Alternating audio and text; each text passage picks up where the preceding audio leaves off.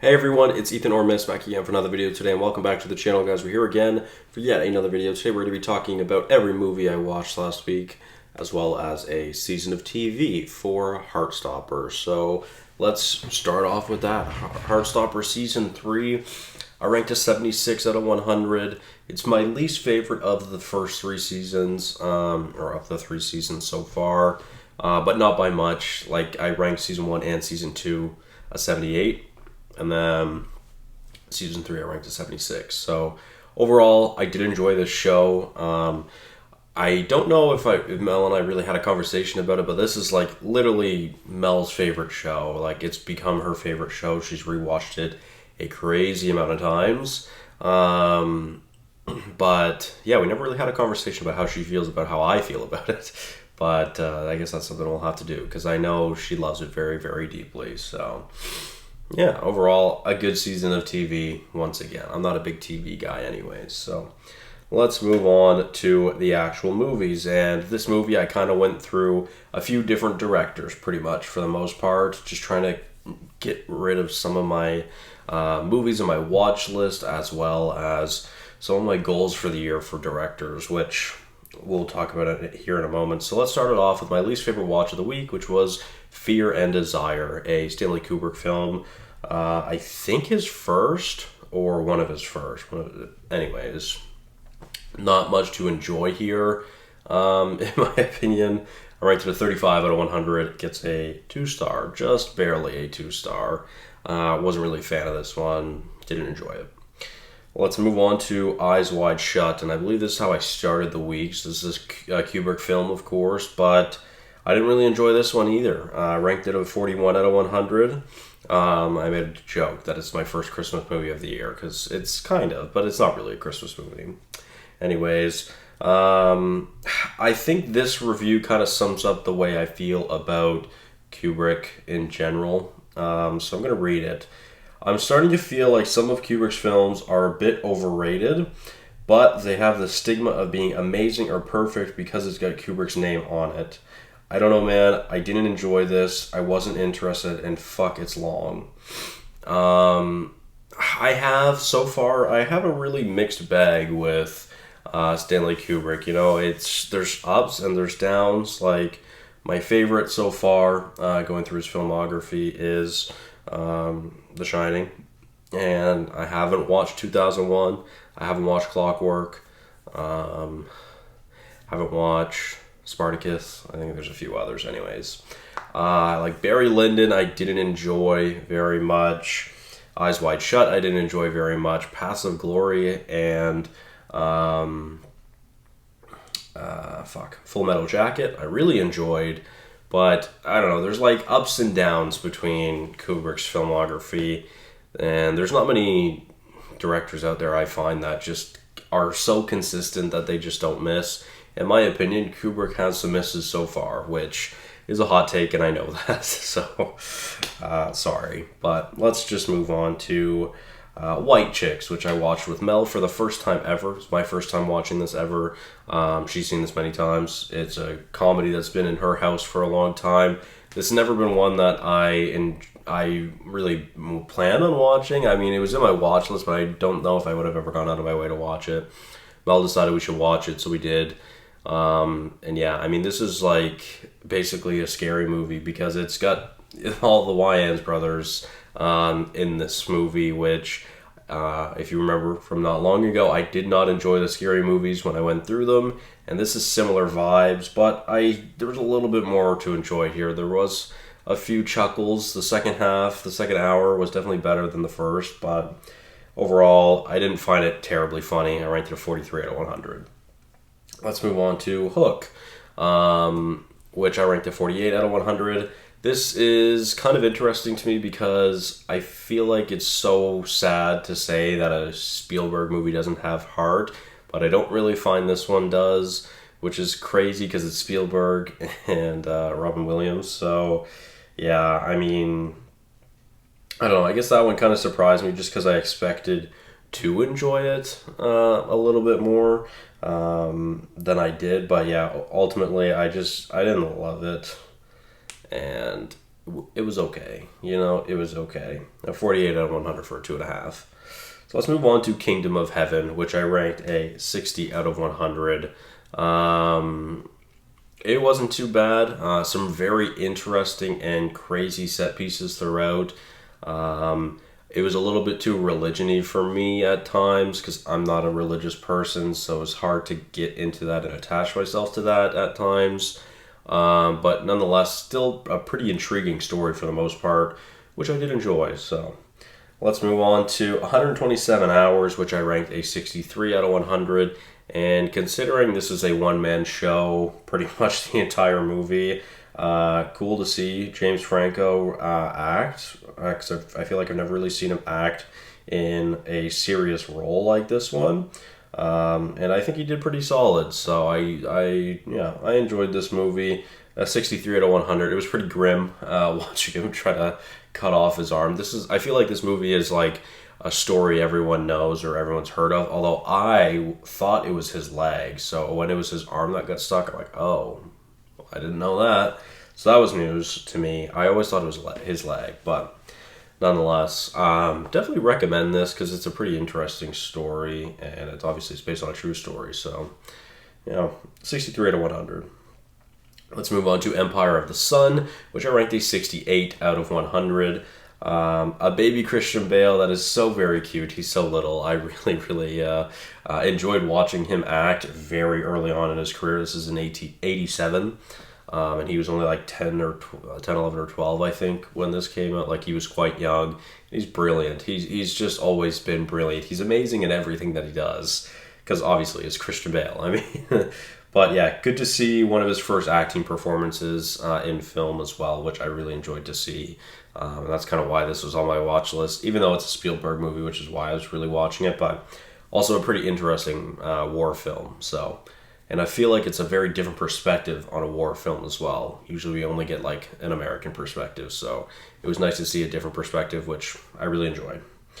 Let's move on to War of the Worlds, which was my 600th movie of the year, which is pretty impressive. I was talking to Mel about it over the weekend, but I would love to be able to hit 770, I think it is. I don't remember. 730 this year, because then that would be an average of 2 movies every day. I don't know if I'll do that. I do think I can hit 700. That's kind of my goal. Like, that's my real goal, because I don't think I'll be able to hit the 730. But I've got about a little over a month and a half left to go in the year. I've got about, I think, 50 or so days to get to another 100 movies. So I think I'll be able to do that pretty easily. But we'll see. Anything could happen. And anyways, this is a pretty interesting action film, which I enjoyed. Tom Cruise is great, of course, as always. And honestly, it's a pretty solid CGI for 2005. So yeah, this is one I wanted to watch for a long time because obviously it's it's Spielberg. And I really want to get through some more Spielberg's filmography, but most of his movies are not on streaming services. And I did a lot of gaming last week playing Black Ops 6, and some of these movies I was watching like in and out of. In between games I would watch the movie, I would take breaks, watch the movie. But there's some of Spielberg's movies that I absolutely have to watch in one sitting. I want to be focused on them, so I'm missing some of his biggest movies, but hopefully I'll get that through maybe this week. So anyways, War of the Worlds, 69 out of 100. Let's move on to the first of 2 documentaries this week. This is one we watched together. I watched with Mel. This is one that she watched earlier this year, actually. But American Murder, The Family Next Door. This is very sad, but honestly a pretty interesting view into this family. And I kind of like the way that it was directed as well, because of how, everything was filmed pretty much. And that's kind of all thanks to, I forget her name, one second. I don't remember her name. What is her name? I don't remember her name. Shit.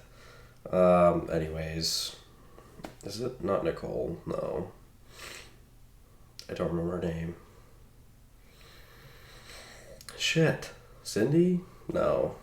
I don't remember. Anyways, Shanann, sorry. Shanann, yes. Shanann obviously filmed most of her life on Facebook and whatnot, so get to see a lot of different perspectives, kind of see more into the family that way, which I feel like kind of made us more connect to the documentary. This is something that Mel has heard. This is a case that Mel has heard. Mel loves true crime. I've mentioned this before, so this was right up her alley. And again, she already watched it earlier this year, but she wanted to watch it again, so yeah. Let's move on to my second favorite watch of the week. Oh, sorry. No, we're on to the top 3 now. My apologies. The Last Duel, which I ranked an 80 out of 100. This is one of Ridley Scott's newer movies, The Last Duel. Ridley Scott seems to either be doing interesting sci-fi or like a period piece. Or like big, well, no, yeah, I'd say that's about, yeah, interesting sci-fi or period piece. So, yeah, I've gotten through most of Ridley Scott's filmography now. I'm really excited because in a few weeks we're going to get Gladiator 2, and that's kind of why I'm going through Ridley Scott's movies, because this was a director I really wanted to go through this year. I did all the Aliens earlier this year. I've been, back and forth kind of going through some of his films, but I'm really trying to finish them up so I can have a watch for Gladiator and Gladiator 2 in a few weeks' time now. So I'm only missing a few. So this was nice to check off the watch list. And I feel like this is a movie a lot of people should be watching, especially if you're American. I'm Canadian, but still, if you're American or in North America, this is a film that you should watch because I feel like it's very relevant to the times of what is currently going on with the elections passing. So I'm not going to talk much about it. Don't want to talk about politics, but I enjoyed this movie. It's sad and it makes you think a lot about reality in the world that we live in and the choices that are being made. 80 out of 100. Let's move on to my second favorite watch of the week, which is my favorite documentary of the week, which is Music by John Williams, a 2024 release. Brand new, just came out, I think 2 weeks ago now, like it's brand new. So 85 out of 100. I enjoyed it. This is really just a love letter to John Williams, who is perhaps the greatest music composer. Just in general. He is absolutely superb, and I feel like most people love John Williams, and they don't even know it because they don't even know like what a music composer is. But they'll think of classics like Jaws, E.T., Schindler's List, stuff like that. You think of John Williams' score that goes with that, and then even the newer generation, like my generation, you think of Harry Potter, you think of course Star Wars all throughout the years. Like these are some of the most recognizable themes of all time. Jaws, Jurassic, Star Wars is probably the most impressive and most known theme in the world, right? Except for maybe Jaws. Like, John Williams is that guy. I really enjoyed this documentary because I learned a lot about John Williams, stuff I'd never known before, so that was really nice. I'm not a big documentary guy, I don't watch them a whole lot, but it was nice to get some extra insight into a masterful career. And I don't really think John Williams sees that he is that guy, because he is legit him. He is so good. But yeah, overall I really enjoyed this, an 85 out of 100. So let's move on to my favorite watch of the week, which is Ready Player One, which I ranked in 86 out of 100. This is a pretty awesome movie. I'm really glad I get to watch this. This is one of my favorites in Spielberg's filmography so far, even though, again, I'm missing some of his biggest movies. This is one of my favorites so far. Really had a good time with this and really enjoyed it. And yeah, I see a lot of people make comparisons between this and Pixels, which I just watched a few weeks ago, which is why I really wanted to watch this one so bad. Or I watched last week with Mel anyways. It's apples and oranges. Like, Pixels is just nowhere fucking near Ready Player One. It's such a big improvement. Ready Player One is so much better. Nothing against Pixels, but this is much better. I don't know why there's even comparisons, because they're really not that similar, I don't find. But nonetheless, I digress. Thank you guys all so much for watching. Hopefully you did enjoy. Follow the letterbox link in the description. I'll see you guys in the next one. Bye-bye.